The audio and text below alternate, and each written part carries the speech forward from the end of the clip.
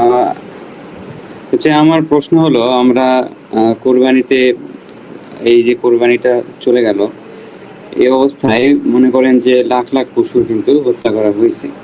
এমনকি আমরা দৈনন্দিন জীবনেও অনেক প্রাণী হত্যা করে কিন্তু খাচ্ছি। তো ওই যে পশুগুলোকে হত্যা করে খাওয়া হচ্ছে তাদের দেখে তো কখনো মনে হয় না যে তাদের মানে মারা যাওয়ার কোনো ইচ্ছা আছে। তো তাদের এখানে অধিকার লঙ্ঘন হচ্ছে কিনা, আপনার কি মত? হ্যাঁ, অধিকার তো লঙ্ঘন হচ্ছে। তাদের তো বেঁচে থাকার তারা তো বেঁচে থাকতে পারতো, কিন্তু তাদের জীবন কেড়ে নেওয়ার থেকে বড় ব্যাপার হচ্ছে তাদেরকে কষ্ট দেওয়া হচ্ছে, তাদেরকে পেইন দেওয়া হচ্ছে। এবং সবচেয়ে মানে ইম্পর্টেন্ট বিষয় হচ্ছে যে তাদেরকে কষ্ট দেয়া, তাদেরকে পেইন এক্স্যাক্টলি, দেয়া। আই থিঙ্ক আসিফ ভাই, অধিকার in that sense I don't think অধিকার হরণ হচ্ছে। আপনি যদি প্রিসাইজ হতে চান, আই ডোন্ট থিঙ্ক কোনো অধিকার হরণ হচ্ছে। বাট ইয়া, একটা এক সেন্স অফ কোর্স একটা ইমোরাল কাজ তো হচ্ছে যে আম, আপনি আপনার সুযোগের মানে আপনি আপনার বেটারমেন্টের জন্য ইন্টেনশনাল সাফারিং করাইতেছেন একজনকে, না একটা প্রাণীকে একটা সাফারিং এর মধ্যে দিয়ে নিয়ে যাচ্ছেন। একটা ইমোরাল কাজ তো হচ্ছে, সেটা বলা যায় আর কি। লিগ্যাল টার্মে গেলে অধিকার হরণ হচ্ছে না। অধিকার, তাদের সেই অধিকারটা নাই লিগ্যাল টার্মে। কিন্তু প্রত্যেকটা, আমরা যেটা নৈতিকভাবে আমরা যেটা মনে করি যে প্রত্যেক প্রাণীর তো বেঁচে থাকার, পরিবার নিয়ে বেঁচে থাকার, এইটা হচ্ছে মোরাল গ্রাউন্ডে প্রত্যেক প্রাণীর তো একটা আহ, জন্মগত অধিকার থাকে যে সারভাইভ সারভাইভ করার চেষ্টা করার বা সারভাইভ করার। এখন এইটার মোরাল গ্রাউন্ডে এটার হয়তো এটাকে অধিকার বলা যাবে কিনা সেটাও একটু মানে কমপ্লিকেটেড আলোচনা, কিন্তু সেটা বাদ দিলাম। কিন্তু তাদেরকে তো মানে পেইন দেয়া হচ্ছে, এই বিষয়ে কোনো সন্দেহ নাই। তাদেরকে কষ্ট দেয়া হচ্ছে, এই বিষয়ে কোনো সন্দেহ নাই। এবং সবচেয়ে আপত্তিকর বিষয়টা হচ্ছে যে তাদের কষ্টটাকে উৎসব হিসেবে পালন করা হচ্ছে। তাদের কষ্টটা, তাদের মানে সাফারিংসটা, এটা হচ্ছে গিয়ে একটা আনন্দ উৎসবের ব্যাপার একটা কিছু মানুষের কাছে, যেটা অত্যন্ত মানে মানে অমানবিক, এইটুকু বলা যায়। রাকিব ভাই বলেন। আচ্ছা, আপনি তো বিফ খান নাকি? আপনি তো মাংস খান। তাহলে আপনি কিভাবে প্রাণীদের অধিকার নিয়ে কথা বলতে পারেন? কারণ আপনি নিজেও তো কেন প্রাণী। আমি কেন আমি প্রাণীদের অধিকার নিয়ে কথা বলতে হলে কেন আমার মানে বিফ খেলে কেন প্রাণীদের অধিকার নিয়ে কথা বলা যাবে না, এই জিনিসটা তো আমি বুঝলাম না। আমি কি কোনো প্রাণীকে হত্যা করছি? এরকম কোনো প্রমাণ কি আপনার কাছে আছে যে আমি কোনো প্রাণীকে হত্যা করেছি? বাহ! মানে আপনি তো কোনো প্রাণীর মাংস খাচ্ছেন, মানে তো আপনাকে যে অবশ্যই তাকে হত্যা করা হয়েছে। আমি হত্যা করেছি কিনা, অবশ্যই হত্যা করা হয়েছে। আর আমি হত্যা করেছি, সেটা তো দুইটা আসিফ আলাদা ভাই, ব্যাপার ওইটা নাকি? উনি এটা বলার চেষ্টা করতেছেন না। উনি যেটা বলার চেষ্টা করতেছেন যে আহ, আপনি যে সাফারিং এর এগেনস্টে ছিলেন, যে সাফারিং এর এগেনস্টে কথা বললেন, ওই সাফারিং এর নিজেও তো ওই সাফারিংটার ইয়ে আছেন, আপনি ওই সাফারিংটার ঘটাচ্ছেন। কিন্তু তো ফারাজ ভাই, আপনি ওনার কথা কারেক্ট করে দিচ্ছেন কেন? ওনাকে নিজে কি ওনার কথা কারেক্ট এই করতে দেন? আপনার কি মনে হয় ভাই, ওনাদের যদি ধরেন, ওনাদের ইয়ে করতে পারে, ওনারা আগাইতে পারে এরকম করে, অ্যাটলিস্ট মানে ওনাদেরটা স্ট্রং করলে অ্যাটলিস্ট লোকজন এখান থেকে, দর্শকরা একটু বেটার আর্গুমেন্ট হয়তো বা শুনতে পারবে। কিন্তু ওনাদের তো মাথাটা, নিজেদের মাথাটা তো খাটাইতে হবে ভাই। একটা কথা যখন বলবে ওনারা, নিজেদের আর কত বুদ্ধিটাকে বছর ওয়েট একটু করবো আসিফ ভাই ব্যবহার নিজের করবে না মাথা ভাই? খাটানোর জন্য? আর এই কত যে বছর মানে ওয়েট করবো মানে বলেন? মাথাটাকে ইউজ না করতে করতে তো এই মুমিন ভাইয়েরা মাথাটা ইউজ না করতে করতে তো এটাকে অকেজো করে ফেলাইছে, মানে জং টং ধরায় ফেলাইছে মগজের ভিতরে। এন্ড ভাই একটা কথা সেন্টেন্স ঠিকভাবে কইতে পারে না এই সুনা হাগা আচ্ছা, মুমিন। আমি একটা জিনিস জিজ্ঞেস করি রাকিব ভাইয়া। ধরেন ফর এক্সাম্পল, আপনি একজন চেইন স্মোকার, ধরে নেন হাইপোথেটিক্যাল সেন্সে আপনি একজন হুম। Chain smoker. আপনার কি আহ, আপনি যদি বলতে চান যে চেইন স্মোকিং একটা খারাপ জিনিস বা স্মোকিং একটা খারাপ জিনিস, আপনার এটার পিছনে যদি রিজনিং দেন, আপনার রিজনিং গুলো কি অটোমেটিকলি ইনভ্যালিড হয়ে যাবে জাস্ট বিকজ আপনি আপনি হচ্ছে ঈশার বিরুদ্ধে, মানে আপনি একজন চেইন স্মোকার, এই জন্য কি না, ওটা না, তা তো হবে অটোমেটিক? না। তাহলে তা হবে না। মনে করেন একজন মানে কলিমুদ্দিন 100 মেয়েকে ধর্ষণ করছে, এবং সে যদি বলে যে এমনকি সেও যদি বলে যে ধর্ষণ করাটা একটা বলে না খারাপ ভাই, কাজ, ইন এ সেন্স মানে আর্গুমেন্ট দেয় আর কি, যে এটা একটা ধর্ষণ কেন খারাপ জিনিস। তার আর্গুমেন্ট তো ইনভ্যালিড হয়ে যাবে না জাস্ট বিকজ সে একজন দর্শক, এটার জন্য তো হ্যাঁ, আর্গুমেন্টটা মানে ইনভ্যালিড হয়ে যাবে সেই না। ব্যক্তি নিজে যদি ধর্ষক হয়েও থাকে, তাতে কি তার আর্গুমেন্টটা, যেই তথ্যটা সে দিছে, যে যুক্তিটা সে উপস্থাপন করছে, সেইটাতে কি কোনো পরিবর্তন ঘটে? সেই যুক্তিটা কি ইনভ্যালিড হয়ে যায়? মানে ব্যক্তির উপরে কি কখনো যুক্তি নির্ভর করে? যখন মনে করেন আমি পৃথিবীর সবচাইতে ঘুষখোর, আমি পৃথিবীর সবচাইতে বড় ঘুষখোর, আমি যদি বলি ঘুষ খাওয়া জিনিসটা খারাপ, তাহলে কি অটোমেটিক আপনি বুঝে যাবেন যে এ তো নিজেই ঘুষ করে কইতেছে ঘুষ খাওয়া খারাপ, তার মানে ঘুষ খাওয়াটা ভালো? না, তা হয় না, কিন্তু এটা কি বিষয়টা হয়ে শুনতে যাবে? কেমন লাগে না, যে ঘুষ খাচ্ছে সে আবার ওটাকে খারাপ বলতেছে, সে কিন্তু সেটা আপনি তাকে খারাপই বলতেছে, কিন্তু নিজের সংসার। এক মিনিট বলতে পারেন ভাই, শুনেন রাকিব ভাই, আপনি এক মিনিট থেকে বলতে পারেন যে ভাই আপনার পজিশনটা, আপনার পজিশনটা হিপোক্রেটিক্যাল, আপনি যেটাকে মরাল মনে করতেছেন সেটা নিজে আপহোল্ড করতেছেন না। আপনি যদি আমাকে বলেন এটা, আমি একটু মেনে নেবো ভাই, আমার পজিশন এখানে হিপোক্রেটিক্যাল। বাট আমার পজিশনটা যতটাই হিপোক্রেটিক্যাল থাকুক না কেন, আমি মানুষ হিসাবে যতটাই খারাপ হই না কেন, যে একটা প্রাণী মেরে খাইতেছি, যতটাই খারাপ হই না কেন, আমার আর্গুমেন্ট তো ইনভ্যালিড না যে মানুষ একটা প্রাণী মেরে খাওয়া হ্যাঁ, তা এটা একটা অবশ্যই। invalid। আর তারপরে আসিফ ভাই, এটার সাথে যদি এটাও ধরেন, আপনি ফর এক্সাম্পল আপনি কি দেশে থাকেন, বাংলাদেশে থাকেন? হ্যাঁ, আপনি যদি বাংলাদেশে থাকেন, ধরেন আপনি যদি একটা ফ্যামিলি মেনটেন করেন এখানে, আম, আপনার পরিবারের সবাই অফকোর্স, ধরেন আপনি একটা ডিসিশন নিলেন রাইট নাও যে আপনি ভেজিটেরিয়ান হয়ে যাবেন, আপনি এই কোনো প্রাণী মেরে খাবেন না, ফর এক্সাম্পল আপনি সেই ডিসিশনটা নিলেন। আম, আপনার কি মনে হয় যে একটা বাংলাদেশে থাকা একজন লোকের কাছে, মানে একটা একটা মিডল ক্লাস লোকের কাছে নিজের জন্য আলাদা সেট অফ রান্না করার, নিজের জন্য আলাদা সেট অফ ইয়ে রাখা, ধরেন ইয়ে প্রোডাক্ট না খেয়ে, কোনো ধরনের অ্যানিমাল প্রোডাক্ট না খেয়ে ভেজিটেরিয়ান খাবারের উপরে টিকে থাকা, এটা খুব বেশি কনভিনিয়েন্ট নাকি এটা একটু এটা জিনিসটা মোটামুটি বেশ টাফ, একটা ফ্যামিলি, একটা পার্টিকুলার একটা হ্যাঁ, পার্সনের জন্য টাফ, পুরো ফ্যামিলির জন্য মোটামুটি একটু টাফ? তা ঠিক। তাহলে যারা মনে করেন যে জেনে শুনেও মাংস খাচ্ছে, তারা এটা বুঝেই খাচ্ছে যে হ্যাঁ, আমি তাকে কষ্ট দিচ্ছি।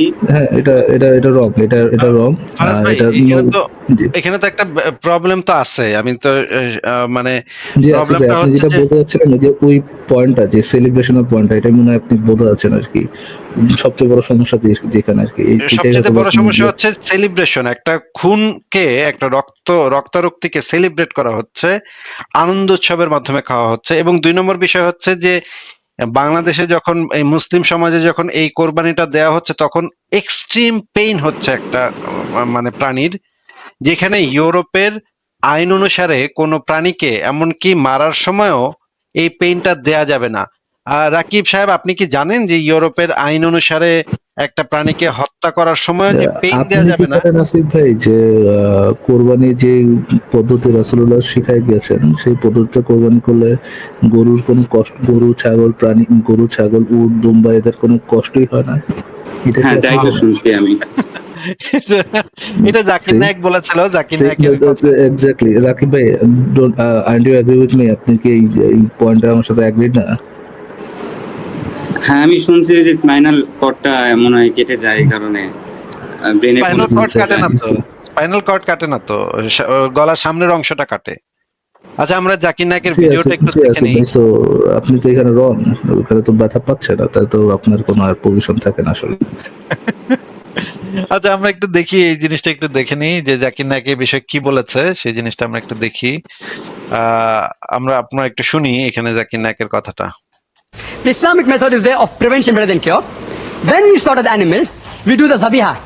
We cut the throat and the windpipe and the vessels of the neck without damaging the spinal cord. Otherwise, the nerve going to the heart may get severed, there may be cardiac arrest. Without harming the spinal cord, শুনেছেন রাকিব সাহেব? জি, spinal কর্ডটা কাটা হয় না, গরু কোরবানির সময় spinal কর্ডটা কাটা হয় না, এটা তো শুনেছেন নাকি? হ্যাঁ। আচ্ছা, আমরা আরো শুনি। When the spinal cord is not damaged, and the vessels of the neck are slit open along with the throat and the windpipe. The heart is pumping, most of the blood flows out of the body. And people say, oh, it's a merciless. You know, you all are so mercilessly killing, it dies of pain. When we shorten the Islamic method, when we cut the blood vessels of the neck, the blood supply going to the nerve, which is responsible for pain, is severed. So the animal does not feel pain. The animal kicks and reserves. You know why? Due to the gush of flow. The animal doesn't feel pain. It is contracting and relaxing because there's lack of blood in that part of the body. The animal does not die of pain, it dies a painless death. Painless. Painless. প্রশ্ন করলেন কেন নিষ্ঠুর ভাবে হত্যা, তিনি হত্যাটাকে মেনে নিচ্ছেন, কিন্তু কেন নিষ্ঠুর ভাবে এটাই হচ্ছে প্রশ্ন। হ্যাঁ, আচ্ছা, তাহলে উনি মানছেন ননভেজ খাওয়া যাবে, কিন্তু তার প্রশ্ন মুসলিমরা হত্যার আগে পশুকে অত্যাচার করে কেন? খাড়া দিয়ে একটা কোপ পশুটা মারা যাবে, জবাই করতে হবে কেন? এটা তো অত্যাচার। যখন জবাই করি আমরা ইসলামিক নিয়মে, যখন জবাই করি তখন কেটে ফেলে আমরা পশুটার গলা আর গলার শিরাগুলো এবং শ্বাসনালী, মেরুদণ্ডের ক্ষতি না করে, কারণ মেরুদণ্ডের কোনো ক্ষতি হলে পশুটার হার্ট অ্যাটাক করবে, হার্টে যাওয়া ধমনীগুলো ছিঁড়ে যাবে আর শরীরের রক্ত তখন জমাট বেঁধে যাবে। যখন আমরা কাটি পশুর গলাটা আর শ্বাসনালী এবং গলার শিরাগুলো, মেরুদণ্ডের কোনো ক্ষতি না করে, হার্ট তখনও পাম্প করে আর বেশিরভাগ রক্ত তখন শরীর থেকে বের হয়ে যায়। এখনকার দিনে বিজ্ঞান বলে যে রক্তের মধ্যে বিভিন্ন রকম জীবাণু আর ব্যাকটেরিয়া থাকে। আমরা মুসলিমরা পরিচ্ছন্নতা বজায় রাখি, জবাই করা পশু শরীর থেকে রক্ত বের করে দেই। শরীর থেকে রক্ত বের হলে তার সাথে বিভিন্ন টক্সিন, রোগ জীবাণু আর ব্যাকটেরিয়া শরীর থেকে বের হয়ে যায় রক্তের মাধ্যমে। তখন এই মাংস খেলে অসুখ হওয়ার সম্ভাবনা কম থাকে। এছাড়াও যখন কোনো পশুর গলা আর শ্বাসনালী কাটা হয় এবং গলার শিরাগুলো, তখন ব্রেনে যাওয়া যে নার্ভগুলোর কারণে ব্যথা অনুভব হয় সেগুলো তখন কাটা পড়ে, তাতে সেই পশুর ব্যথা অনুভব করে না। পশুটা তখন পা ছুটতে থাকে, কারণ তার শরীর থেকে প্রচুর পরিমাণে রক্ত বেরিয়ে যাচ্ছে। এই পা ছোঁড়াটা ব্যথার কারণে নয়, মাংসপেশিতে চাপ পড়ে তাই পা ছোড়াছড়ি করতে থাকে। সেই পশু শান্তির সাথে মারা যায়। বলি দেয়া হলে অনেক সময় পশুটা ঘন্টাখানেক যন্ত্রণা পেয়ে মারা যায়। তাই ইসলামিক নিয়মে পশু হত্যা করাটা অনেক নমনীয়। আচ্ছা, তার মানে আমরা জানতে পারলাম যে কোরবানিতে মানে প্রাণী কোনো কষ্ট পায় না। সুতরাং জাকির নায়েকের যখন মৃত্যু হবে তখন তাকে কিভাবে মৃত্যুটা দিলে সবচেয়ে ভালো হয় ফারাজ ভাই, একটু বলেন তো। না, মানুষের সাথে পশুর কেন মিল দিচ্ছে? না না না, মানে মানুষের তো নানা ধরনের সমস্যা হতে পারে। তার কি স্পাইনাল কর্ড সেই ভিন্ন থাকে নাকি? এগুলো তো ভিন্ন থাকে না ভাই, একই তো থাকে। আপনারা মুসলমানরা যখন মানে মৃত্যুর কাছাকাছি চলে যান, মনে করেন আপনার পিতা অনেক কষ্ট পাচ্ছে, রোগে অনেক কষ্ট পাচ্ছে, তখন তাকে শান্তিপূর্ণ মৃত্যুটা কিভাবে দিতে হবে ভাই বলেন তো রাকিব ভাই। আমরা তো সবসময় চেষ্টাই করি কোনো মানুষকে যতটা পারি বাঁচায় রাখার। না না, বাঁচায় তো রাখবেনই, কিন্তু মনে করেন সে তো মারা যাচ্ছে, এখনই মারা যাবে, অনেক কষ্ট হচ্ছে। ধরেন আমরা প্রশ্নটা ঘুরে দিই একটু। ধরেন আপনার পিতা কাউকে মার্ডার করে ফেলছে আর কি, তাকে এখন ক্যাপিটাল পানিশমেন্টে দেওয়া হবে। আপনার কি চাওয়া উচিত? তাকে ফাঁসিতে ঝুলায় মারবে নাকি কোরবানি?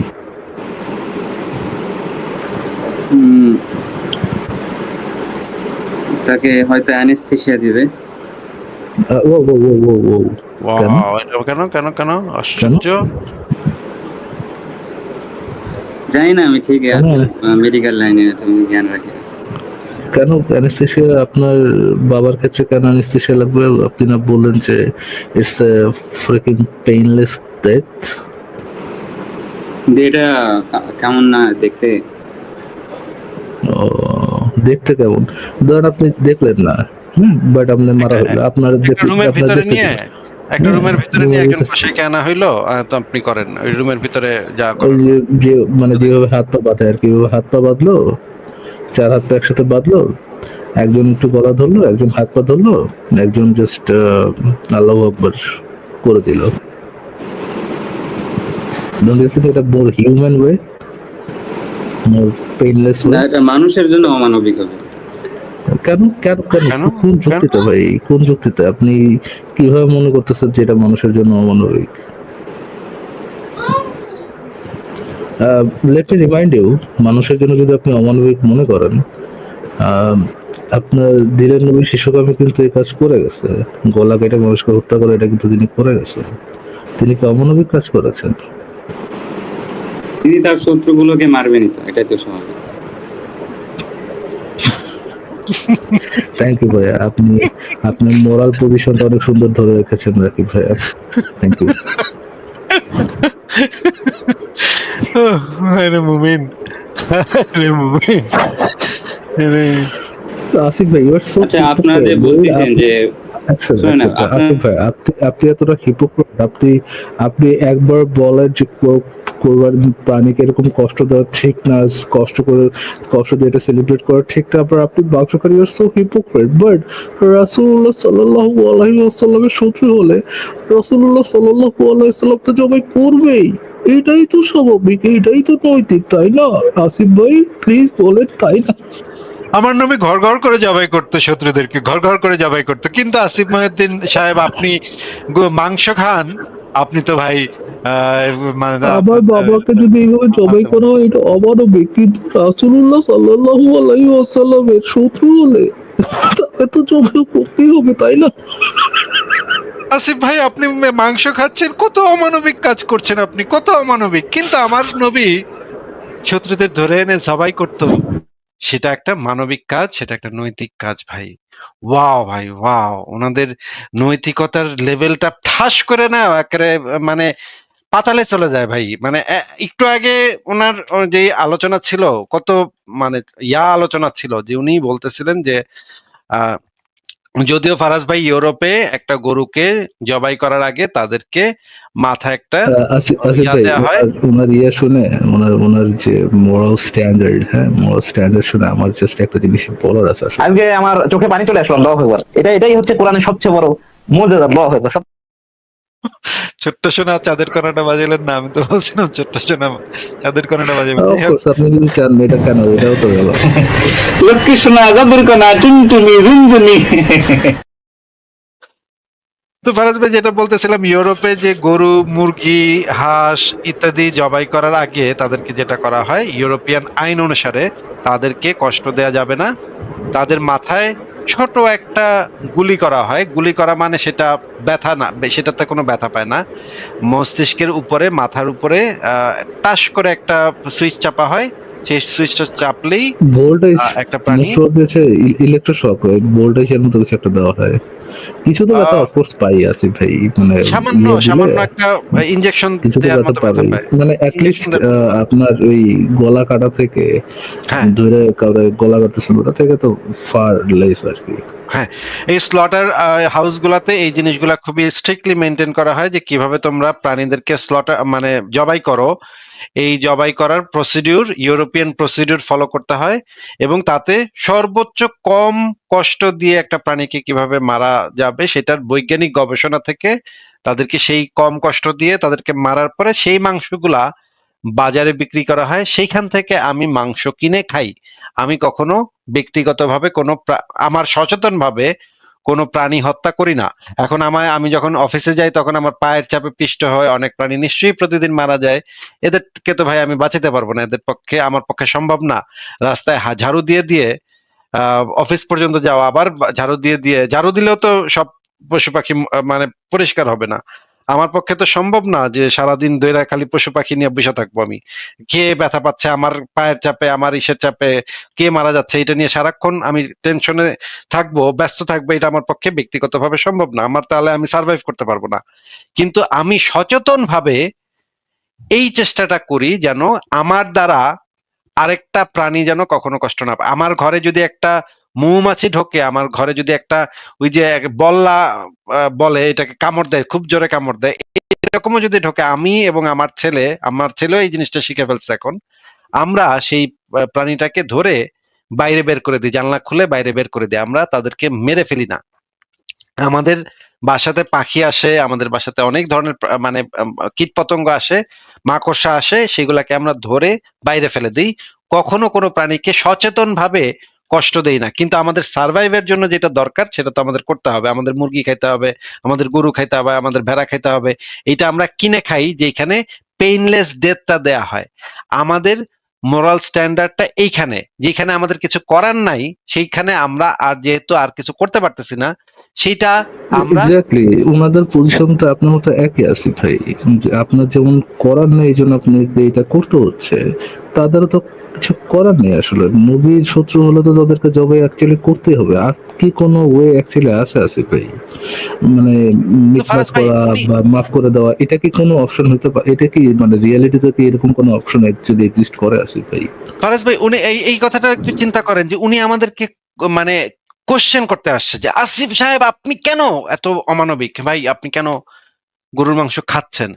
উনি, যিনি, ওনার নবী যে সরাসরি মানুষ ধরে ধরে জবাই করত, 900 মানুষকে একদিনে জবাই করে ফেলছে ভাই। বানু কুরাইজা গোত্রের 900 মানুষকে একদিনে জবাই করা ব্যক্তির উম্মত এসে আমাদেরকে এই প্রশ্নটা করতেছে যে আপনি গরুর মাংস খান, গরুটাকে তো হত্যা করা হয়েছে, আপনি তো তাইলে একটা অমানবিক কাজ করতেছেন। ভাই ফারাজ ভাই চিন্তা করছেন যে যেই নবী 900 মানুষকে একদিনে হত্যা করছে সেইটাকে যে জাস্টিফাই করে যেই উম্মত, সে আমাদের কাছে এসা আমাদের কাছে এইটার ব্যাখ্যাটা জানতে দ্য চাচ্ছে। ফ্যাক্ট দ্যাট আসিফ ভাই, তারা নবীর শত্রু ছিল। নবীর আর কোনো উপায় ছিল না, আর কোনো উপায় বাস্তবতা এক্সিস্ট করে না আসিফ ভাই। যেমন ফর এক্সাম্পল তাদেরকে আল্লাহর কোরআনের দেখায়, কেরামতি দেখায়, মুজিজা দেখায়, তাদেরকে কনভিন্স করা যে না, ইসলাম ধর্মটা সত্য ধর্ম। তাদেরকে আর কোনো অপশন না দেওয়া, মানে যৌক্তিক কোনো অপশন না থাকা তাদের, যে ইসলাম গ্রহণ করবে এরকম এরকম একটা জবরদস্ত যুক্তি দেওয়া বা প্রমাণ দেওয়া বা গড়ের সপক্ষে কোনো প্রমাণ দেওয়া, এরকম কোনো জিনিস তো রিয়ালিটিতে বা বাস্তবতা এক্সিস্ট করে না। তো নবীর তো একটাই অপশন ছিল, তাদেরকে হত্যা করবেন, বা এরকম তো কোনো এক্সিস্ট করে না যে সে ক্ষমা করে দিয়ে একটা বিশাল নীতির একটা দেখাবে, নৈতিক একটা পজিশন দেখাবে। এগুলোও তো বাস্তবতায় এক্সিস্ট করে না। তো হযরত শিশু সুদাইনা সাল্লাল্লাহু আলাইহি সাল্লামের কাছে আর কি অপশন ছিল আসলে ভাই? ভাই আমি কিছু বলি এখন। আপনি বলবেন, বলার মতো মুখ আছে আপনার আর? আচ্ছা, আসিফ ভাই এতক্ষণ বললো যে জার্মানিতে প্রাণীদের মারার রাকিব সময়। সাহেব এক সেকেন্ড একটু আমাকে একটু সময় দেন, আমি আপনাকে একটা হাদিস একটু দেখাতে চাচ্ছি। সেই হাদিসটা দেখে আপনি হাদিসটা আমাদেরকে একটু বুঝাই দিয়েন। না বুঝাই না, দেওয়ার আমি পরে হাদিস নিয়ে কথা বলতে আসিনি তো। ভাই হাদিস না নিয়ে ভাই, আপনি কথা আপনি বলতে যে আসেন মোরাল এটা তো পজিশন আপনাকে বলিনি। দেখাইছেন, আপনাকে আপনার যেটা জিজ্ঞেস করা হবে সেটা সেটা আপনার বলতে হবে ভাই। শুধু আপনি প্রশ্ন করার জিনিসটা এরকম না। হ্যাঁ আসিফ ভাই, দেখান। রাকিব সাহেব আপনি এই হাদিসটা কি আমাদেরকে একটু পড়ে শোনাবেন ভাই? যতক্ষণ পর্যন্ত মানুষ লা ইলাহা ইল্লাল্লাহ না বলবে ততক্ষণ পর্যন্ত তাদের বিরুদ্ধে কিতাল করতে আমি আদেশপ্রাপ্ত হয়েছি। আচ্ছা আবু একটু পড়েন হাদিসটা। আবু হুরায়রা হতে বর্ণিত, তিনি বলেন, রাসূলুল্লাহ সাল্লাল্লাহু আলাইহি ওয়াসাল্লাম এর মৃত্যুর পর আবু বকর যখন খলিফা নির্বাচিত হন, তখন আরবে কিছু সংখ্যক লোক কাফির হয়ে যায়। উমর ইবনে খাত্তাব আবু বকরকে বলেন, আপনি এদের বিরুদ্ধে কিভাবে অস্ত্র ধারণ করবেন? অথচ রাসূলুল্লাহ সাল্লাল্লাহু আলাইহি ওয়াসাল্লাম বলেছেন, মানুষ যে পর্যন্ত না আল্লাহ তাআলা ব্যতীত আর কোনো প্রভু নেই এই কথার স্বীকৃতি দিবে, সেই পর্যন্ত আমি তাদের বিরুদ্ধে যুদ্ধ করতে আদিষ্ট হয়েছি। আর যে ব্যক্তি বলল আল্লাহ ব্যতীত আর কোনো প্রভু নেই, সে আমার থেকে তার মাল ও রক্ত নিরাপদ করে নিল। আচ্ছা এই যতটুকু বললেন সেটুকু আমাদেরকে একটু বুঝাই দেন তো, এখানে কি বোঝানো হয়েছে ভাই হাদিসটাতে? ভাই এসব ঘটনা তো অনেক, মনে করেন যে না ওই না সময়টা কিসব ঘটনা সেটা তো আপনাকে আমি জিজ্ঞেস করিনি, কোন সময় এটা কবে ঘটছিল সেটা তো জিজ্ঞেস করিনি। এই হাদিসে কি বলা আছে সেটা একটু আমাদেরকে বুঝাই দেন। এখানে বলা আছে, যদি কেউ ইসলামের পথে না আসে একদম সঠিক ভাষায়, ইসলামের পথে এখানে না আসে যতক্ষণ মানে কতক্ষণ? এটা কি 5 বছর না 3 মাস নাকি 1 মাস মানে 15 দিন, কত এই যতক্ষণ এই কথাটার মানে কি ভাই? যতক্ষণ কেউ ইসলামের পথে না আসবে ততক্ষণ। এখানে যে মানুষ বলা আছে সেই মানুষ বলতে কয়জন মানুষের কথা বোঝানো হচ্ছে? 5 জন না 10 জন নাকি 50 জন নাকি শুধু আরবের মানুষজন না মক্কার মানুষজন, কোন মানুষদের কথা বোঝানো হচ্ছে? উম, এখানে তো সেটা ঠিক ক্লিয়ার করেনি। যদি ক্লিয়ার করা না থাকে তাহলে সেটাকে কি ধরতে হয়? সবাই। সবাই, তার মানে সমস্ত পৃথিবীর সমস্ত মানুষের কথা এখানে বোঝানো হচ্ছে, তাই না? যদি মানুষ বলা হয় কোন একটা আর্টিকেলে বা কোন একটা লেখাতে, যদি মানুষ থাকে, তার মানে এটা সমস্ত মানুষ বোঝায়। যদি স্পেসিফাই করে না দেয়, যদি স্পেসিফাই করে দেয় বাংলাদেশের মানুষ, তাহলে বোঝা যাবে বাংলাদেশের মানুষ। কিন্তু যদি বাংলাদেশটা না থাকে, তাহলে সমস্ত মানুষ, নাকি? আমার মনে হয় যুদ্ধক্ষেত্রে যাদের সাথে লড়াই করতে, ভাই এখানে আপনার কি মনে হয় সেটা তো আমি জিজ্ঞেস করিনি ভাই। আপনার কি মনে হয়, আপনার কি মনে হয় সেটা তো হাদিস না ভাই। আপনার যা কিছু মনে হইতে পারে, যে কোনো কিছু আপনার মনে হইতে পারে, আপনার মনে না হওয়া দিয়ে, মনে হওয়া না হওয়া দিয়ে আমাদের কিচ্ছু যায় আসে না ভাই। হাদিসে যেটা লেখা আছে সেটা আমরা জানতে চাচ্ছি। এখানে আপনি পরে আমাদেরকে বলেন, যতক্ষণ পর্যন্ত মানুষ, মানে যতক্ষণ পর্যন্ত পৃথিবীর সমস্ত মানুষ, কতক্ষণ, ততক্ষণ পর্যন্ত এটা করতে হবে যতক্ষণ না তারা লা ইলাহা ইল্লাল্লাহ না বলবে। তার মানে কিয়ামত পর্যন্ত এটা প্রযোজ্য। যতক্ষণ পর্যন্ত না তারা লা ইলাহা ইল্লাল্লাহ না বলবে ততক্ষণ, এখানে লেখা আছে যতক্ষণ পর্যন্ত মানুষ লা ইলাহা না বলবে ততক্ষণ, নাকি ভাই লেখা আছে? হ্যাঁ তাহলে তার মানে সারা পৃথিবীর মানুষ যতক্ষণ পর্যন্ত লা ইলাহা ইল্লাল্লাহ না বলবে ততক্ষণ পর্যন্ত তাদের বিরুদ্ধে কি করতে, কিতাল করতে। কিতাল মানে কি ভাই? মেরে ফেলতে হবে। মেরে ফেলতে হবে। এবং এই নির্দেশনাটা কার ভাই? এটা নবীর। হ্যাঁ, নবী একটু নির্দেশনাটা একটু ভালো করে বুঝাই দেন তো। এই যে এখানে লেখা, সাল্লাল্লাহু আলাইহি সাল্লাম বলেছেন, মানুষ যে পর্যন্ত না আল্লাহ তাআলা ব্যতীত কোনো প্রভু নেই এই কথার স্বীকৃতি দিবে, সে পর্যন্ত আমি তাদের বিরুদ্ধে যুদ্ধ করতে আদিষ্ট হয়েছি। আর যে ব্যক্তি বলল আল্লাহ ব্যতীত কোনো প্রভু নেই, সে আমার থেকে তার মাল ও রক্ত, মানে জীবন নিরাপদ করে নিল। মানে এই কথাটা না বললে তার জীবনটা অনিরাপদ। যে কোনো সময় একজন রাসূলুল্লাহ অথবা তার কোনো একটা চেলাচামুন্ডা আইসা আমারে জবাই করে ফেলতে পারে। কিন্তু যদি আমি এটা বলি, তাহলে আমার জীবন এবং মাল নিরাপদ হবে। এই নিরাপত্তা শুধুমাত্র আমি পাবো শুধুমাত্র এই কথাটা বললে, যে আল্লাহ ব্যতীত কোনো প্রভু নেই, এই কথাটা বললে আমি এই নিরাপত্তাটা পাবো, নাকি ভাই?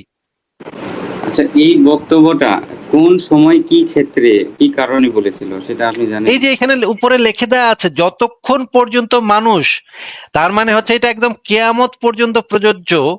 যে যদি যতক্ষণ পর্যন্ত না মানুষ লা ইলাহা ইল্লাল্লাহ না বলবে ততক্ষণ পর্যন্ত এটা প্রযোজ্য হবে। এবং এই ঘটনাটা আপনাকে যে আমি হাদিসটা দেখাচ্ছি, এই ঘটনাটা আবু বকর যখন খলিফা নির্বাচিত হন, ওই যে দেখেন উপরে লেখা, আবু বকর যখন খলিফা নির্বাচিত হন এই সময়ের ঘটনা। তার মানে আবু বকরের আমলেও এই হাদিসটাকে ফলো করা হয়েছে। তার মানে মুহাম্মদ তার জীবদ্দশাতে এই হাদিসটাকে কখনোই বাতিল করে দিয়ে যান নাই। যদি বাতিল করে দিয়ে যাইতো তাহলে আবু বকর কখনো এই হাদিসটাকে ফলো করতে পারতো না, এই হাদিসটাকে আমল করতে পারতো না। তার মানে আবু বকরের আমলে যেহেতু এটা আমল করা হয়েছে, তার মানে হচ্ছে এই হাদিসটা মুহাম্মদের মৃত্যু অবধি, মৃত্যুর পরেও প্রযোজ্য ছিল, নাকি ভাই? হ্যাঁ। তাহলে যদি মুহাম্মদ সেটাকে বাতিল না করে দিয়ে মরে গিয়ে থাকে, তাহলে তো আর কারোর পক্ষে তো এটাকে বাতিল করা সম্ভব না, কারণ ওহির দরজা তো বন্ধ, নাকি? জি। তার মানে এই হাদিস তো কিয়ামত পর্যন্ত প্রযোজ্য আছে, বিধান হিসেবে চালু আছে, নাকি? সেটা ঠিক আমি বলতে পারবো না। আমি তো আপনাকে এই হাদিস তো দেখাচ্ছি, এখানেই তো বলা আছে আবু বকরের আমলে এটা প্রযোজ্য ছিল। তার মানে এটা কিয়ামত পর্যন্ত প্রযোজ্য হবে। মুহাম্মদ তার জীবদ্দশাতে যদি সে কোনো কিছু বন্ধ করে গিয়ে না দিয়ে থাকে, তাহলে সেটা কিয়ামত পর্যন্ত প্রযোজ্য হয়। এটা কি আপনি জানেন না? মুহাম্মদ যদি কোনো তার জীবদ্দশাতে যদি কোনো কিছু হালাল বা হারাম করে না দেয়, ততক্ষণ পর্যন্ত সেটা হালাল হারাম থাকে। হতে পারে ভাই। হতে পারে মানে আপনি কি মানে আপনি কি মুসলমান না নাকি? মুহাম্মদ ছাড়া দেখেন, আর কারোর এই এখতিয়ার আছে কোনো কিছু চালু করা বা কোনো কিছু বন্ধ করা? না এটার তা কি নেই, মুহাম্মদ কিন্তু ছাড়া আর কারোর এখতিয়ার আছে? এই বিষয়গুলো এতটাও সহজ না। আপনি যেভাবে প্রত্যেকটার মানে বের করতেছেন, সহজ না। সবকিছুর আমি একটা আপনাকে পিছনে কারণ থাকে। সহজ না, আমি আপনাকে এইটার মানে মানে আলেমদের থেকেও তো বের করে দেখাবো এখন। সেখানে এই জিনিসটা বলা আছে তো, দেখবেন আপনি। ঠিক আছে, আমরা তাহলে ইবনে কাসিরের তাফসির গ্রন্থ থেকে একটু পড়ি। ইবনে কাসিরের তাফসির গ্রন্থ দেখা যাচ্ছে ভাই, এটা তাফসির ইবনে কাসির। নাম শুনেছেন ইবনে কাসিরের? হ্যাঁ। ইবনে কাসির তো সবচেয়ে প্রখ্যাত তাফসির কারক, নাকি? হ্যাঁ বলেন। জি জি শুনছি। হ্যাঁ না, এটা একটু পড়েন তো, লাল কালিতে কি লেখা আছে একটু পড়েন তো ভাই। উক্ত আয়াতাংশ দ্বারা প্রমাণিত হয় যে কাফিরগণ যতদিন কুফরি ত্যাগ করিয়া ফরজ কার্যসমূহ পালন না করিবে, ততদিন তোমরা তাহাদের বিরুদ্ধে যুদ্ধ করিবে এবং তাহাদিগকে হত্যা করিবে। নিচেরটা বলবো। হ্যাঁ হ্যাঁ, পরের অংশ পড়েন। অর্থাৎ হ্যাঁ হ্যাঁ। অর্থাৎ কাফিরগণ শুধু ঈমান আনিলে এবং সালাত কায়েম করিলে আর জাকাত প্রদান করিলেই হত্যা হইতে ক্ষমা পাইবে না, বরং হত্যা হইতে রক্ষা পাইতে হইলে তাহাদিগকে ঈমানের সহিত সকল ফরজ কার্য করিতে হইবে। ওয়াও, এই কথাটার মানে কি যদি একটু বুঝাই দিতেন ভাই। এটা তো আল্লামা ইবনে কাসির লিখছে, এটা তো আসিফ মহিউদ্দিন এটা হাদিসের ব্যাখ্যা বা বানায় বানায় বলতাছে। আসিফ মহিউদ্দিন ইসলাম সম্পর্কে কিছু জানে না, নাস্তিক, সে ইসলামের সমালোচনা করতেছে, এই জন্য আমাকে হাদিস রে, আল্লাহর নবীর হাদিস রে বিকৃত করে কইতাছে। এইটা তো ভাই আমি কইতাছি না, এটা তো ইবনে কাসির কইতাছে। ইবনে কাসির কি কইছে একটু কন্ত ভাই, এখানে কি বোঝানো হয়েছে একটু বলেন তো ভাই। ভাই আপনি যেটা বলছেন ওটাই বুঝাইছি। ঠিক ও, আছে? আমি মানে নাস্তিক, তাইলে তো ইবনে কাসির নাস্তিক ছিল নাকি, কি বলেন? না তা তো নয়। ঠিক আছে, তাহলে আসিফ ভাই যেটা বোঝায় যদি সেইটাই বলে থাকে, আপনি কি হাদিসটা নিয়ে কোনো প্রবলেম দেখছেন রাকিব ভাইয়া? আমি তো এগুলো সম্পর্কে ডিপ নলেজ রাখি না, আপনি আমায় এভাবে আপনি বুঝাইলে আমি তো বুঝবো। আপনাকে যতটুকু দেখানো হয়েছে আপনি বললেন আসিফ ভাই এবং ইবনে কাসির তাদের দুজনেরই হাদিস সম্পর্কে ব্যাখ্যা একই। যদি একই হয়ে থাকে, আপনি কি হাদিসের ব্যাখ্যা বা হাদিসটাকে কি প্রবলেমেটিক মনে করতেছেন? ঠিক আছে ভাই, মেনে নিলাম আপনি সঠিক। তার মানে আপনার নবী এরকম প্রবলেমেটিক কথা বলে গেছেন, জবাই করার কথা। হ্যাঁ বলছি। না, কে সঠিক কে ভুল সেটা তো এখানে ফারাজ ভাই আলোচনা হচ্ছে না, আলোচনাটা হচ্ছে যে সেটা না, আমি মুমিনের মুখ থেকে বের করতে যাচ্ছি যে ওনার নবী এথিক্যালি প্রবলেমেটিক কথা, মানে হচ্ছে অনৈতিক কথা বলে গেছেন। এটা কি না, আপনি একমত রাকিব ভাই? আমার প্রশ্নটা একটু ভিন্ন ছিল ফারাজ ভাই। মানে আমার প্রশ্নটা ছিল যে আসিফ মহিউদ্দিন গরুর মাংস খেয়ে আবার কোরবানির বিরোধিতা করে, কত বড় হিপোক্রেট আসিফ মহিউদ্দিন। এটা আপনি সমালোচনা করতে আসছেন আমার লাইভে, খুবই ভালো, আপনি সমালোচনা করতে পারেন, এই জন্য আপনাকে কেউ হুমকি দামকি দিবে না, আপনি অবশ্যই সমালোচনা করতে পারেন এটা নিয়ে। কিন্তু আপনি সেই মতাদর্শের মানুষ যিনি এই জিনিসগুলাকে আপনি মানে মান্য করেন, নাকি আপনি এই নবীর উম্মত নাকি রাকিব সাহেব? আহ, দেখুন আমি এতটাও মনে করেন যে কট্টর মুসলিম না, আর আমি ভাই, এইসব আপনি বিষয়ে কথা কট্টর বলতে মুসলিম আসিও কিনা সেটা নি। আপনাকে জিজ্ঞেস করিনি তো, আপনি কট্টর মুসলিম কিনা। আপনি তো এই নবীরই তো উম্মত, নাকি এই নবীর উম্মত হিসেবে আপনি আসিফ মহিউদ্দিনকে চার্জ করতে আসছেন যে সে কেন গরুর মাংস খেয়ে আবার কেন সে কোরবানির ভাই আমি সমালোচনা নৈতিকতা করে, দিয়ে তাই না? জাজ করতে আসছি, এসব দিয়ে না। এইগুলা তো নৈতিক কাজ নাকি? এই যে মোহাম্মদ যে কথাগুলো বলে গেছে সেগুলো তো নৈতিক কথা নাকি? হতে পারে। হতে পারে মানে কিভাবে নৈতিক একটু বুঝাই দেন তো, যে এই যে কিতাল করতে আদিষ্ট হয়েছে মোহাম্মদ, যে মানে ইয়া না করলে নাকি কিতাল করতে আদিষ্ট হয়েছে, এটা কিভাবে নৈতিক একটু বুঝাই দেন তো ভাই, আমি বুঝতেছি না। জাকির নায়েকের বয়ানে শুনছিলাম, সেখানে বলছে যে কোনো দেশে যদি শরিয়া আইন চালু থাকে, শুধুমাত্র সেই ক্ষেত্রে আপনার এসব আপনি যে টপিকটা চেঞ্জ করতেছেন, না, টপিক চেঞ্জ করতেছি না, এই যে কাফিরদেরকে হত্যা যতক্ষণ না এটা ইমান আপনি আনিবে একটু প্রমাণ ততক্ষণ। করে দেন তো ভাই, একটু প্রমাণ করে দেন তো। এই হাদিসটা শুধুমাত্র শরিয়া থাকলে হবে, শরিয়া না থাকলে হবে না। ইনফ্যাক্ট শরিয়া থাকলেও এই আইনটা খারাপ, শরিয়া থাকলেও এটা অত্যন্ত নোংরা। কিন্তু আপনার কথা তো মিথ্যা কথা, শরিয়া থাকলেই যেটা প্রযোজ্য হবে এটা একেবারে মিথ্যা কথা। আপনি অন্তত এইটা আগে প্রমাণ করেন যে শরিয়া থাকলে শুধুমাত্র এই বিধানটা প্রযোজ্য হবে, এটা আগে একটু প্রমাণ করেন, তারপর আমি দেখাবো শরিয়া থাকলেও এটা খারাপ।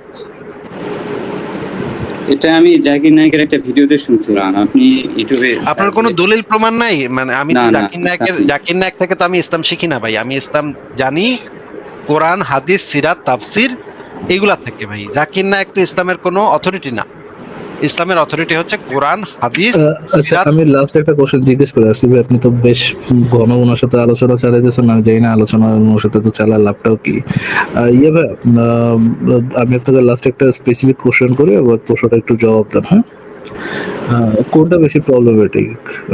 আপনি যদি অবজেক্টিভলি যাচাই করতে চান কোনটা বেশি প্রবলেমেটিক, আসিফ মহিউদ্দিন মাংস গরু মানে আর কি প্রাণী হত্যা করার বিরুদ্ধে থেকে, প্রাণী হত্যা করার বিরুদ্ধে থাকার পরেও প্রাণীর মাংস খাওয়া বা প্রাণী খাওয়া, এইটা বেশি প্রবলেমেটিক, নাকি ইসলাম ধর্ম গ্রহণ করে না এই জন্য মানুষ হত্যা করা বা ইসলামের বিরোধিতা করার জন্য মানুষকে জবাই করে হত্যা করা, এই দুইটা কাজের মধ্যে কোনটা বেশি প্রবলেমেটিক রাকিব?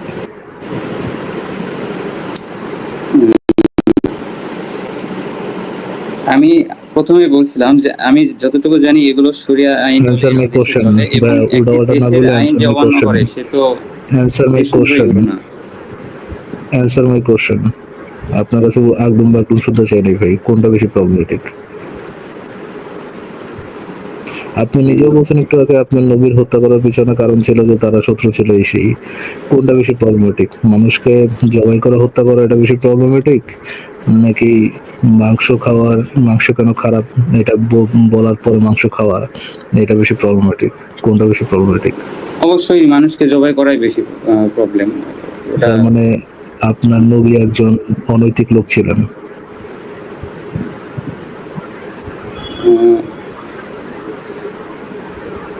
যতটুকু দেখতেছি তা দেখে তো তাই মনে হচ্ছে।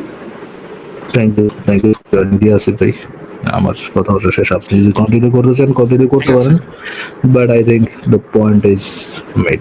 আমি আরেকটা কথা ঠিক- বলতে চাই। ঠিক আছে রাকিব সাহেব, আপনাকে এইরকম আমি মানে হাদিস এবং সিরাত তাফসির থেকে আমি কয়েক হাজার রেফারেন্স দেখাতে পারবো, আজকে দেখাতে পারবো। আমার দেখাতে কোনো ক্লান্তি নেই। আপনি দেখতে দেখতে ক্লান্ত হয়ে যাবেন, একটু পরে বলবেন ভাই ভাই এবার ছেড়ে দেন ভাই, মাফ করে দেন ভাই, আর আর দেখবো না ভাই। এত জঘন্য জঘন্য কাজের উদাহরণ আপনার নবীর আছে, এত জঘন্য জঘন্য কাজের উদাহরণ আছে। মানে একটা গোত্রকে চারদিক থেকে ঘেরাও করে তাদেরকে 25 দিন ধরে অবরোধ করে তাদের খাদ্য এবং পানীয় বন্ধ করে দিয়ে সেই গোত্রের মানুষেরা, সেই গোত্রের শিশুরা চিৎকার করে কাঁদতেছে খাদ্যের অভাবে, পানির অভাবে। নারীরা চিৎকার করে কাঁদতেছে পানির অভাবে, খাদ্যের অভাবে। চারদিক থেকে মোহাম্মদ তার সেনাবাহিনী নিয়ে ঘেরাও করে আছে 25 দিন। এই 25 দিন ভিতরে কোনো খাবার যাচ্ছে না, পানি যাচ্ছে না।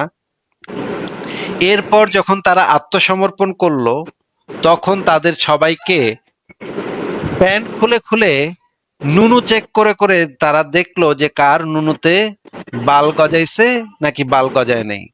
এইটা দেখে দেখে তাদেরকে জবাই করলো আপনার নবী। সেই জিনিসগুলো আপনি চাইলে আমরা বের করে করে দেখাবো। এই নবীর উম্মত হয়ে আপনি ভাই কিভাবে পারেন? আপনাদের এই মানে আপনাদের কিভাবে যে এই ইয়াটা হয় যে আপনারা আবার নাস্তিকদের লাইভে এসে মানবতা নিয়ে কথা বলার মতো ইয়াটা আপনারা পান কোথায় ভাই? এটা তো একটা অদ্ভুত ব্যাপার, মানে খুবই অদ্ভুত ব্যাপার। হ্যাঁ বলেন রাকিব সাহেব, আপনি কি বলতে চাচ্ছেন তো বলেন। আপনিও তো মানবতা বিরোধী কাজ করতেছেন। আপনি বলতেছেন, মানবতা বিরোধী কাজটা কোনটা করেছে সেটা যদি একটু স্পেসিফাই করে হ্যাঁ বলতেন বলতেছি আমাকে। বলতেছি আপনি বলতেছেন আমি যে প্রাণীটাকে খাচ্ছি এটা অন্য কেউ হত্যা করেছে, আমি তো করি নাই, তাহলে আমি খুন করব না, আরেকজনকে দিয়ে খুন করিয়ে নেব? বিষয়টা তো এরকম হইতে পারে। আমি তো খুন করিয়েও নিচ্ছি না ভাই। একটা মানে অলরেডি মানে মৃত একটা প্রাণী, যে যে প্রাণীদেরকে ফ্যাক্টরিতে মানুষের খাওয়ার জন্যই উৎপাদন করা হয়, তাদেরকে সেই ফ্যাক্টরিতেই তাদেরকে মেরে তাদের মাংসগুলা প্যাকেটজাত করে বিক্রি করা হচ্ছে। আমি সেই বিক্রি হওয়া মাংস কিনে আনতেছি। আমি কোথায় কাকে দিয়ে খুন করাইলাম? একটু দেখাতে পারবেন যে আমি কাউকে বলেছি যে তো তুমি আপনি সেই এই খাবারটা গরুটাকে খেয়ে খুন তো এটা করো? সাপোর্ট করতেছেন না? সাপোর্ট করতেছি মানে আমি তো, আমার তো সার্ভাইভ করতে হবে। সার্ভাইভ করার জন্য তো আমি আপনাকে এটা বললামই তো যে মানুষের সার্ভাইভ আপনি করার জন্য। সার্ভাইভের জন্য ওটা খাবেনও, আবার বলবেনও এটা মানবতা বিরোধী, তাদের অধিকার লঙ্ঘন হচ্ছে, এসবও সেটা তো বলবেন। সেটা তো ঠিক, তো সেটা তো ভুল কোনো কথা না তো। আপনি যদি এখন যদি পৃথিবীতে কৃত্রিম মাংস উৎপাদনের গবেষণা অনেকখানি এগিয়ে গেছে, যদি কৃত্রিম মাংস এখন তৈরি তারা করেছে অলরেডি, ইউরোপে এটা তৈরি হয়ে গেছে কিন্তু এখনো বাজারজাত হয় নাই জিনিসটা।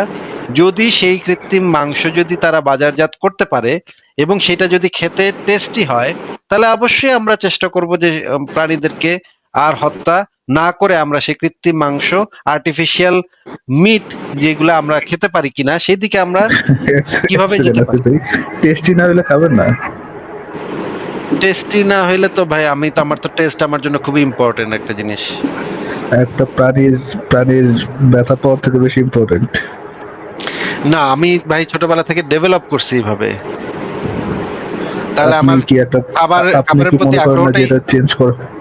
না, আমি মনে করি না। আমার যদি আমার সার্ভাইভ করার জন্য, আমার কাজ করার জন্য, আমার মানে আমার একটা টাইম শিডিউল আছে।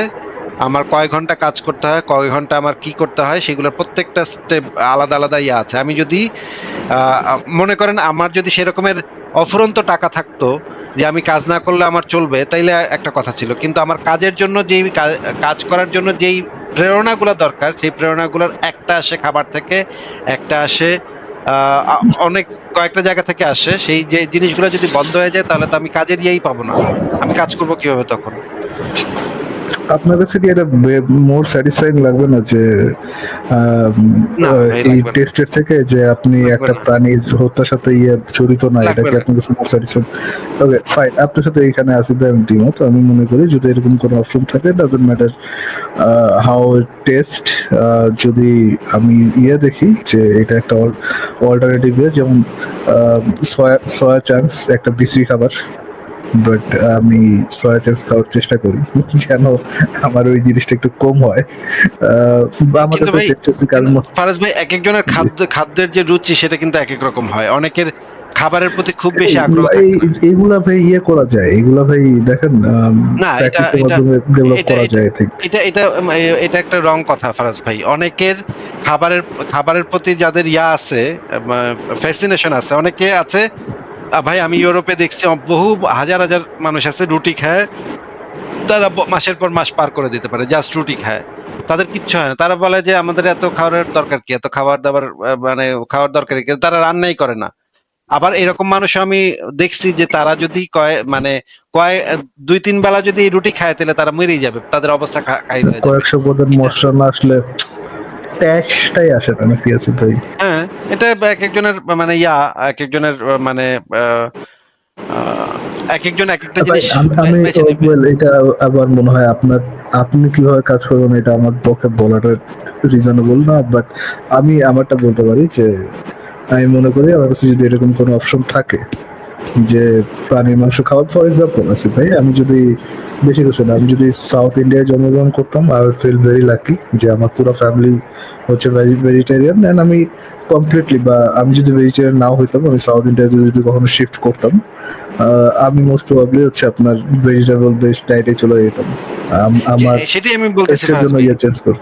সেটাই আমি বলতেছি, আপনি শুধুমাত্র আপনার ক্ষেত্রে এটা বলতে পারবেন, আরেকজনের ক্ষেত্রে কি হবে সেটা কিন্তু আপনি বলতে পারেন না, কারণ আপনার কাছে সেই ডেটাই নাই যে আরেকজন ও আসিফ ভাই আপনিও কিন্তু মানে চেষ্টা করলে পারবেন না, চেষ্টা করলে পারবেন এটা আরেকজনকে আপনি বলতে পারেন না। আপনি হয়তো চেষ্টা করলে পারবেন, কিন্তু আরেকজন চেষ্টা করলে পারবে কি পারবে না সেটা তার এই জিনিসটা এখন একটা ধর্মের মতো হয়ে গেছে।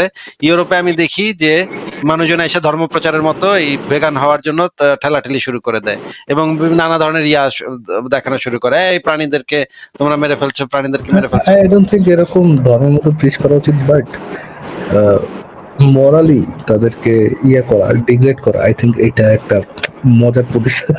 হ্যাঁ, যদি এটা আমি হইতাম মানে করতাম। আমি নিজেকে খুব হাই মোরাল গ্রাউন্ড মানে দাবি করে তোমরা খুব লোয়ার মোরাল গ্রাউন্ডে আছো ভাই। তুমি অফকোর্স আসিফ ভাই, অফকোর্স আমি একটা ইন্টেনশনালি পেইন ইনফ্লেট করতেছি না, আমার কাছে আছে হাই মোরাল, আমার দেখানোর মতো হাই মোরাল আছে, আমি দেখাবো। আপনার সহ্য হচ্ছে না, এটা আপনার সমস্যা।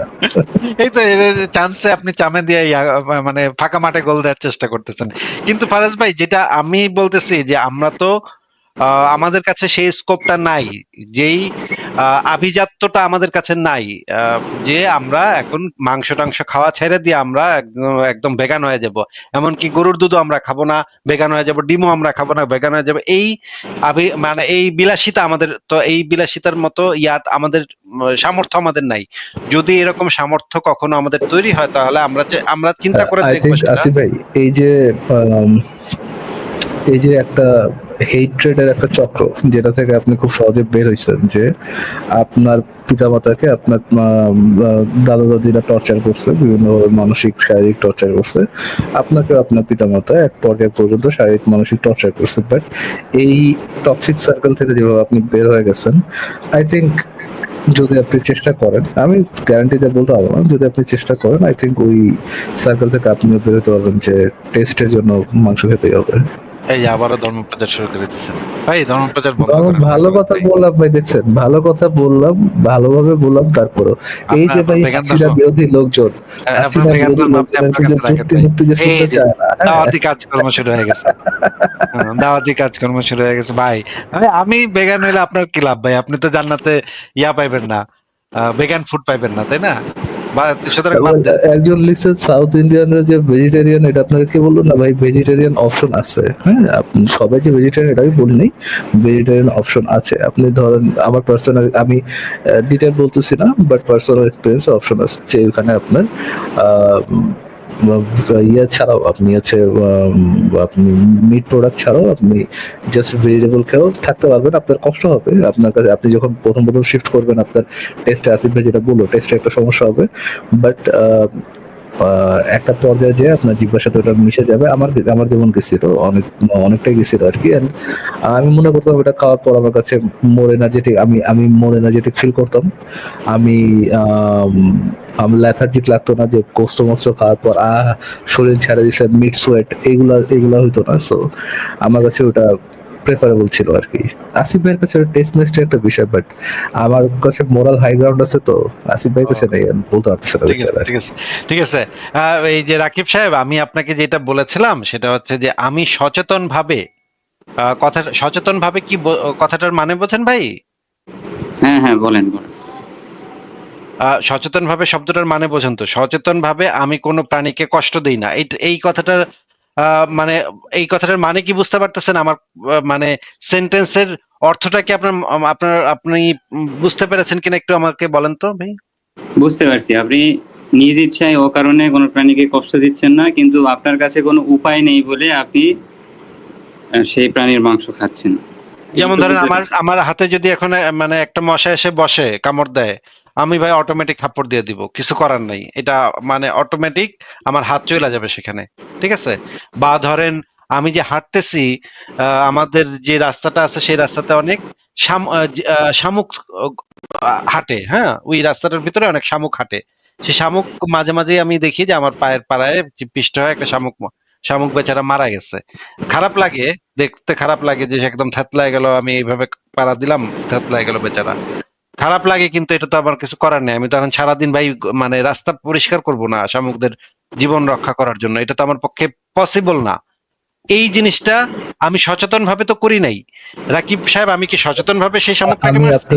আমি আপনাকে আসিফ ভাই যেহেতু আপনাকে সফিস্টিকেটলি বোঝানোর চেষ্টা করতেছে, আমি আপনাকে আরেকটু সফিস্টিকেটলি বোঝানোর চেষ্টা করি।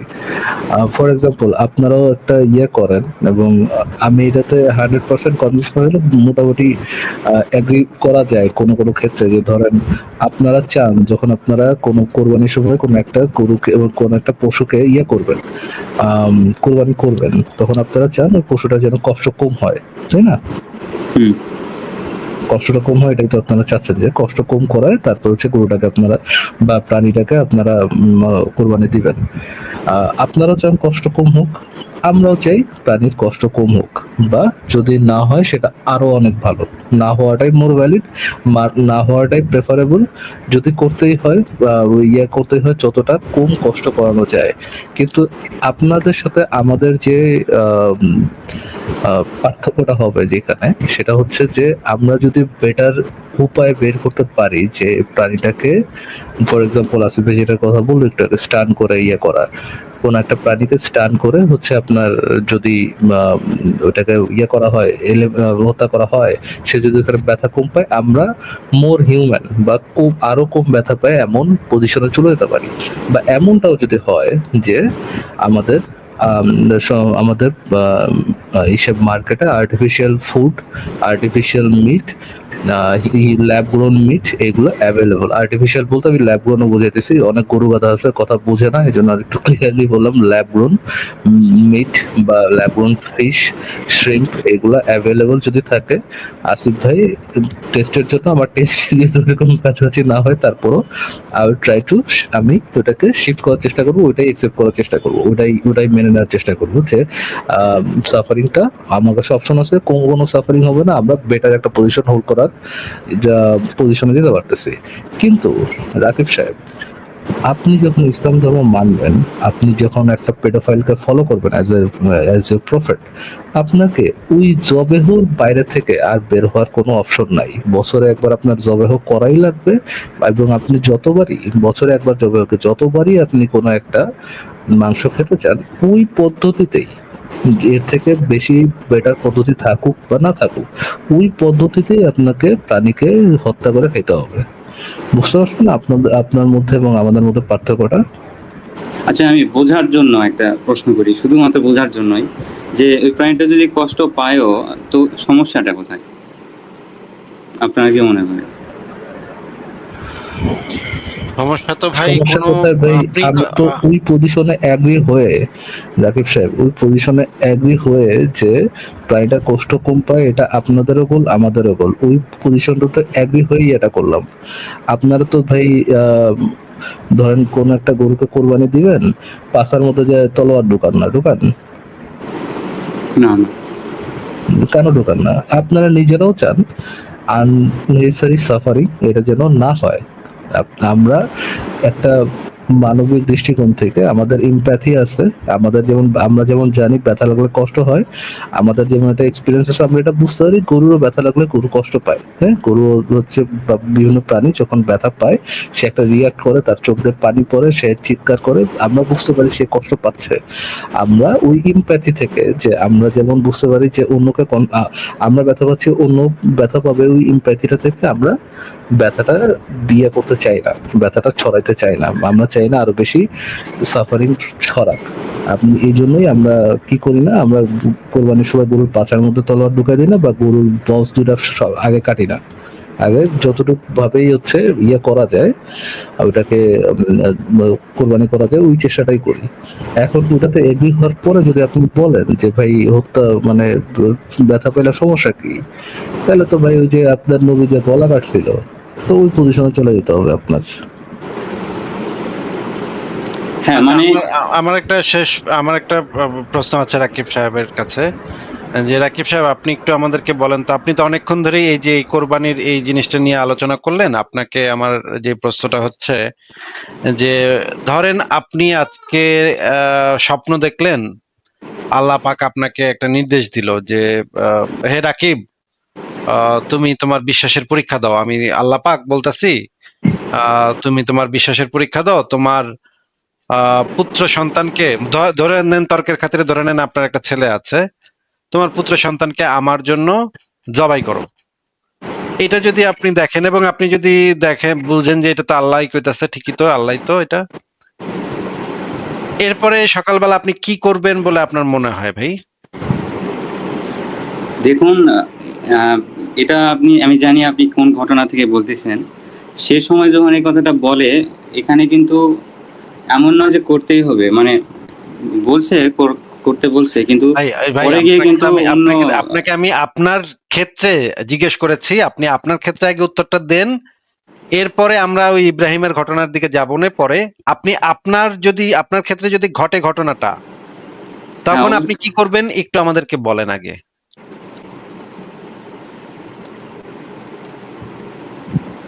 হ্যাঁ হয়তো করতে হবে, কারণ আদেশ আছে, আদেশ তো পালন করতে হবে, ঠিকই আছে। ফারাজ ভাই, উনি যদি এরকমের স্বপ্ন দেখে, উনি তো আদেশ তো পালন করতে হবে, এটা বললো নাকি? আমি বুঝতে পারতেছি না ভাই, আমি মানে একটু আমি একটু বেকুব হয়ে গেলাম ভাই। ফারাজ ভাই, উনি কি এটা বললো?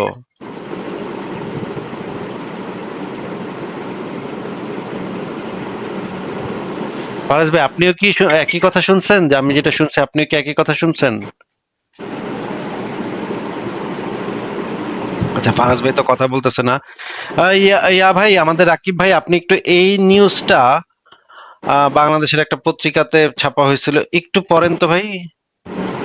কুরবানির নামে শিশু পুত্র জবাই, ময়মনসিংহের গ্রামে ঈদুল আজহার দিন মর্মান্তিক ঘটনা। মানে এই নিউজটাতে বলা হচ্ছে যে এবং এই নিউজের নিচে আবার দেয়া আছে সাইকোসিস রোগ ও অতি ধার্মিক চিন্তাধারার সমস্যা হতে পারে। এটা professor doctor H Mohammad Firoz বলেছেন। এখানে বলা হচ্ছে কোরবানির নামে গত মাসে 6 মাস বয়সী শিশু সন্তানকে জবাই করেছে এক ব্যক্তি। পবিত্র ঈদুল আজহার শনিবার দুপুরে ময়মনসিংহের ফুলতলা উপজেলার চৌহদিয়া বান্দা গ্রামে এই মর্মান্তিক ঘটনা ঘটে। ঘাতক বাবা গোলাম মোস্তফা ওরফে টুঙ্গা মিয়া দাবি করেছে স্বপ্নে আদিষ্ট হয়ে সে তার ছেলে সোলাইমানকে কোরবানি করে। নৃশংস এই হত্যাকাণ্ডের ঘটনার খবর ময়মনসিংহের যারা যে চাঞ্চল্য সৃষ্টি ও মানুষকে শোকাহত করেছে। পরিষ্কার পড়া যাচ্ছে না নিউজটা, কিন্তু মোটামুটি বোঝা যাচ্ছে যে এখানে কি লেখা আছে। আহ এই ব্যক্তি যার কথা আমরা বলছি যে মানে টুঙ্গা মিয়া বা গোলাম মোস্তফা, উনি স্বপ্নে দেখে সকালবেলা পুত্র সন্তানকে জবাই করছে। রাকিব সাহেব, এই নিউজটা দেখে আপনার কি মনে হচ্ছে যে এই ব্যক্তিকে কি পাগলা গারদে দেওয়া উচিত, নাকি এই ব্যক্তি একজন প্রকৃত ইমানদার ব্যক্তি হিসেবে তাকে সবার সম্মান করা উচিত?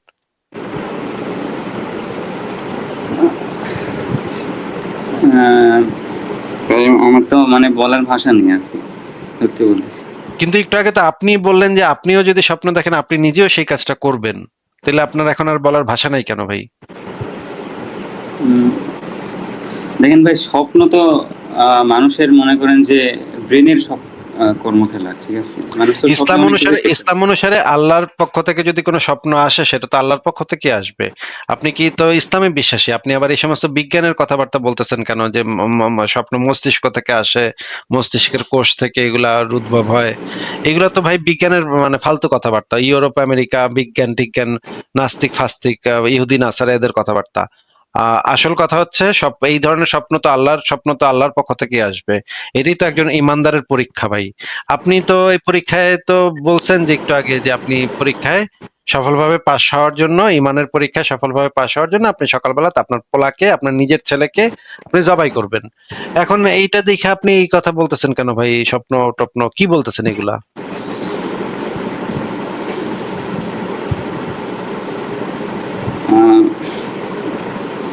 থাক ভাই, এই বিষয়ে আর কথা না বলি। মানে আপনার ইমান কি দুর্বল হয়ে গেল নাকি? কি আশ্চর্য কথা! এখন হতে পারে এটাই তার পরীক্ষা, এখন কি আর করবেন। তাইলে তো এই ব্যক্তি যে গোলাম মোস্তফা, সে তো পরীক্ষায় পাশ করছে নাকি? ইমানের পরীক্ষা তো সে ফার্স্ট ক্লাস হ্যাঁ ফার্স্ট। হ্যাঁ, ওই থিওরি অনুযায়ী তো অবশ্যই। আপনিও তো ফার্স্ট ক্লাস ফার্স্ট হইবেন ইমানের পরীক্ষা নাকি? আশা করি। আলহামদুলিল্লাহ ভাই। ভাই আপনার চেহারাটা যদি আমাদেরকে একটু মানে ক্যামেরাটা অন করে একটু দেখাইতেন, আপনার চেহারাটা একটু আমরা দেখতে চাই ভাই।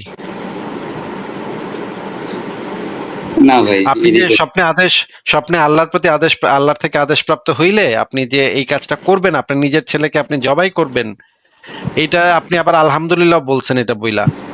এইরকম ব্যক্তির চেহারাটা তো একটু দেখতে হয় ভাই। একটু প্লিজ আপনার চেহারাটা একটু দেখান। আমি কিন্তু অলরেডি আপনার নাম জানি, আপনার সবকিছুই আমার কিন্তু জানা আছে। আপনি আপনার ইয়াটা একটু দেখান। হ্যাঁ রাকিব সাহেব, আপনার চেহারাটা একটু দেখান। আপনার নাম কিন্তু আমি জানি। হ্যাঁ,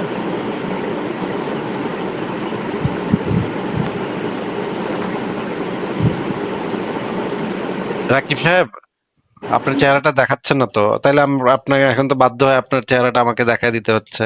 দেখাই দিব আপনার চেহারাটা? আপনার না নাম না না না, এরকম করেন না। তা আপনি তো আমার ছবিটা এখানে কেন দিচ্ছেন? আপনার আমার ছবি দিচ্ছেন কেন ভাই? না, আপনি চাইলেন না চেহারা দেখাইতে, এই জন্য দেখালাম। তাহলে আপনি তো আমার ছবি দিচ্ছেন, এখন তো আপনি তো আপনার নিজের চেহারা দেখান নাই, তাহলে তো এখন আমার তো আপনার চেহারাটাই দেখা দিতে হচ্ছে। দেখা দিব আমি আপনাকে আপনার চেহারাটা? ক্ষমতা থাকলে দেখান। আচ্ছা দেখেন তো, এইটা দেখতে পান কিনা দেখেন তো। দেখতে পাচ্ছেন? হুম। সুলতান শিহাব, এই ব্যক্তি কি আপনি? জি না। এটা আপনি না, আপনার তো আইডি তো এটা দিয়ে এই ইউটিউব অ্যাকাউন্ট দিয়ে ভেরিফাই করা।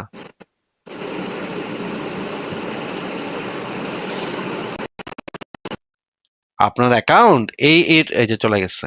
এই দেখেন এই ব্যক্তিটা হচ্ছে, আমি তার ইয়াটা বের করি, তার ফেসবুকটাও বের করি।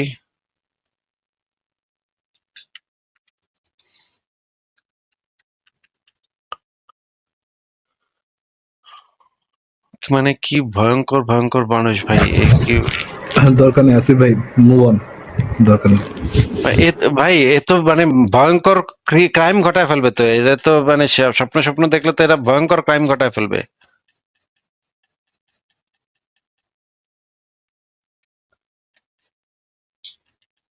আমরা একটু ইয়াটা দেখি ভাই, ফারাজ ভাই, এটা একটু দেখার দরকার আছে। এই যে যে এই ব্যক্তি কিনা সে, সেটা একটু আমরা একটু চেক করে দেখি যে এই ব্যক্তি কিনা সে। দেখেন কি ভয়ঙ্কর অবস্থা, কি ভয়াবহ অবস্থা এদের।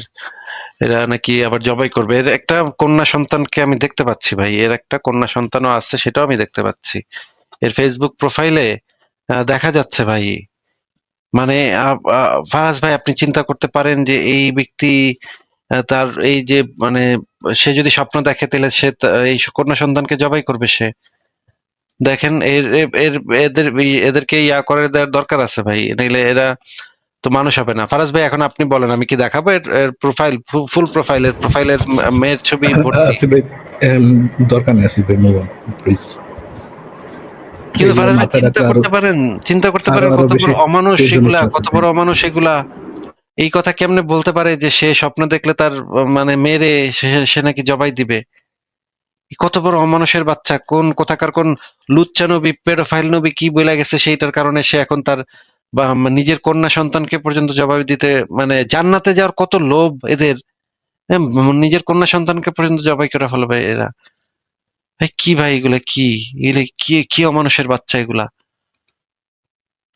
আবার বলতেছে করব, আলহামদুলিল্লাহ জবাই করব, তো করতেই তো হবে। এবং এরা আমাদেরকে প্রশ্ন করতে আসছে, আপনি গরুর মাংস খান কেন? তাহলে কোরবানির সমালোচনা করে আপনি কেন গরুর মাংস খাইলেন? Wow, fantastic.